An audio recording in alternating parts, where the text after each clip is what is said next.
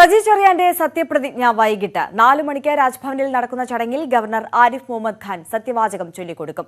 പ്രതിപക്ഷം ചടങ്ങ് ബഹിഷ്കരിക്കും. നേരത്തെ കൈകാര്യം ചെയ്തിരുന്ന സിനിമാ സാംസ്കാരിക വകുപ്പുകൾ തന്നെ സജി ചെറിയാന് ലഭിക്കും. സത്യപ്രതിജ്ഞയ്ക്ക് മുന്നോടിയായി സജി ചെറിയാൻ CPI സംസ്ഥാന സെക്രട്ടറി കാനം രാജേന്ദ്രനെ കണ്ടു.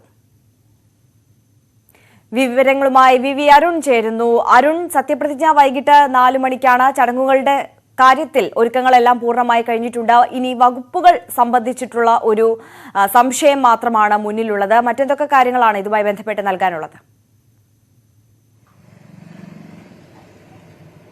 വൈകിട്ട് 4 മണിക്ക് രാജ്ഭവൻ ഓഡിറ്റോറിയത്തിൽ ക്ഷണിക്കപ്പെട്ട സദസ്സിന് മുമ്പാകെയായിരിക്കും സജി ചെറിയാന്റെ സത്യപ്രതിജ്ഞ. മുഖ്യമന്ത്രി പിണറായി വിജയൻ, ഇടതുമുന്നണി കൺവീനർ EP ജയരാജൻ, ഘടകകക്ഷി നേതാക്കൾ, മറ്റു മന്ത്രിമാർ എന്നിവർ സത്യപ്രതിജ്ഞ ചടങ്ങിൽ പങ്കെടുക്കും. സജി ചെറിയാന്റെ കുടുംബാംഗങ്ങളും സത്യപ്രതിജ്ഞ ചടങ്ങിൽ പങ്കെടുക്കാനായി തിരുവനന്തപുരത്ത് എത്തിച്ചേർന്നിട്ടുണ്ട്. പ്രതിപക്ഷം പൂർണ്ണമായും സത്യപ്രതിജ്ഞ ചടങ്ങുകൾ ബഹിഷ്കരിക്കുകയാണ്. BJP ഭരണഘടനാ ദിനമായി ആചരിച്ചുകൊണ്ടാണ് പ്രതിഷേധം അറിയിക്കുന്നത്. എന്നാൽ ഇടതുമുന്നണി പ്രധാന നേതാക്കളൊക്കെ ഈ സത്യപ്രതിജ്ഞ ചടങ്ങിൽ പങ്കെടുക്കുമെന്നത് ഉറപ്പായി കഴിഞ്ഞു. വളരെ പ്രധാനപ്പെട്ട വകുപ്പുകൾ തന്നെ സജി ചെറിയാൻ ലഭിക്കും. കാരണം അദ്ദേഹം CPM-ന്റെ സംസ്ഥാന സെക്രട്ടേറിയറ്റ് അംഗമാണ്.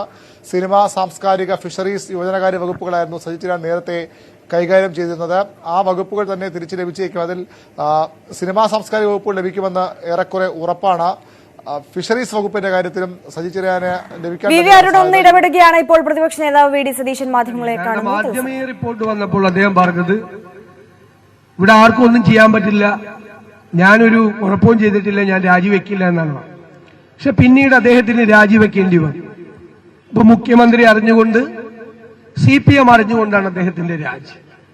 ഞങ്ങളുടെ ചോദ്യം, അന്ന് സജി ചെറിയാൻ രാജിവെക്കാൻ ഇടയായ സാഹചര്യത്തിന് ഇപ്പോൾ എന്തു മാറ്റമുണ്ടായി എന്നാണ്.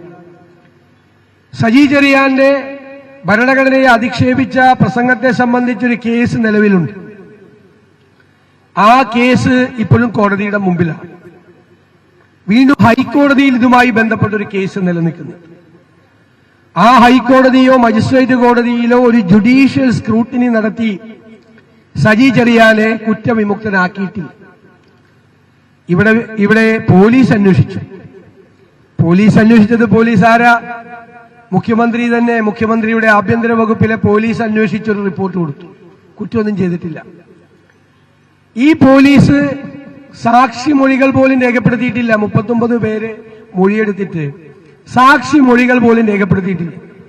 കാരണം എല്ലാ പ്രധാനപ്പെട്ട സാക്ഷികളും ഇദ്ദേഹം ഭരണഘടനാ വിരുദ്ധമായ, ഭരണഘടനയെ അധിക്ഷേപിച്ച പ്രസംഗം നടത്തിയെന്നാണ് മൊഴി കൊടുത്തിട്ടുള്ളത്. ആ മൊഴികൾ അടയാളപ്പെടുത്തിയിട്ടില്ല, എഴുതപ്പെട്ടിട്ടില്ല, രേഖപ്പെടുത്തപ്പെട്ടിട്ടില്ല.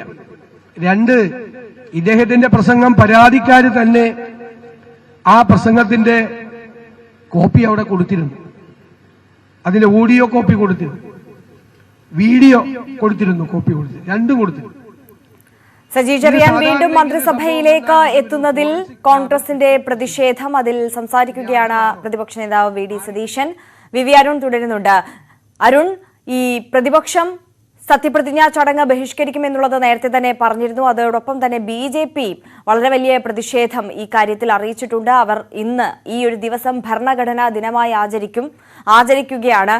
ഈ പ്രതിപക്ഷത്തിന്റെ പ്രതിഷേധം സംബന്ധിച്ചിട്ടുള്ള വിവരങ്ങൾ കൂടി.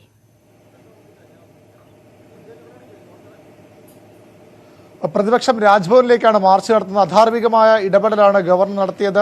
ഭരണഘടനാ വിരുദ്ധമായ സമീപനമാണ് സർക്കാരിന്റേതും.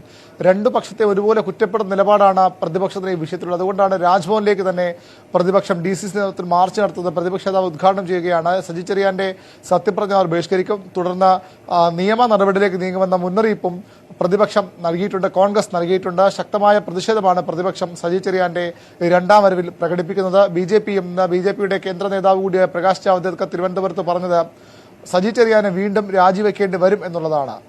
ഭരണഘടനാ വിരുദ്ധ പ്രസംഗം നടത്തിയതിനാണ് അദ്ദേഹം രാജിവെച്ചത്. ആ സാഹചര്യം അതേപോലെ നിലനിൽക്കുന്നത്. അതുകൊണ്ട് എന്തിന് സജി ചെറിയാൻ വീണ്ടും മന്ത്രിസഭയിലേക്ക് എത്ര തിടുക്കത്തിൽ മടങ്ങി വരുന്നുവെന്ന ചോദ്യമാണ് പ്രതിപക്ഷവും BJPയും ഉന്നയിക്കുന്നത്. ഏതായാലും ആ പ്രതിഷേധങ്ങൾ ഒരുപക്ഷെ നിൽക്കുമ്പോഴും സജി ചെറിയാന്റെ സത്യപ്രതിജ്ഞയ്ക്കുള്ള ഒരുക്കങ്ങൾ രാജ്ഭവനിൽ പൂർത്തിയായി കഴിഞ്ഞിരിക്കുന്നു. 4 മണിക്ക് ഗവർണർ ആരിഫ് മുഹമ്മദ് ഖാൻ അദ്ദേഹത്തിന് സത്യവാചകം ചൊല്ലിക്കൊടുക്കും. വകുപ്പുകളുടെ കാര്യത്തിലും ഇന്ന് വൈകിട്ടോടെ തീരുമാനമാകും. സജി ചെറിയാൻ ഏതൊക്കെ വകുപ്പുകൾ എന്ന കാര്യം തീരുമാനിച്ച് മുഖ്യമന്ത്രി പിണറായി വിജയൻ ഗവർണറെ അറിയിക്കും. അവിടെ നിന്ന് ഗവർണർ അത് അംഗീകരിച്ച് വിജ്ഞാപനം ഇറങ്ങുന്നതോടുകൂടി സജി ചെറിയാന്റെ വകുപ്പുകളുടെ കാര്യത്തിലും അന്തിമ തീരുമാനമാകും.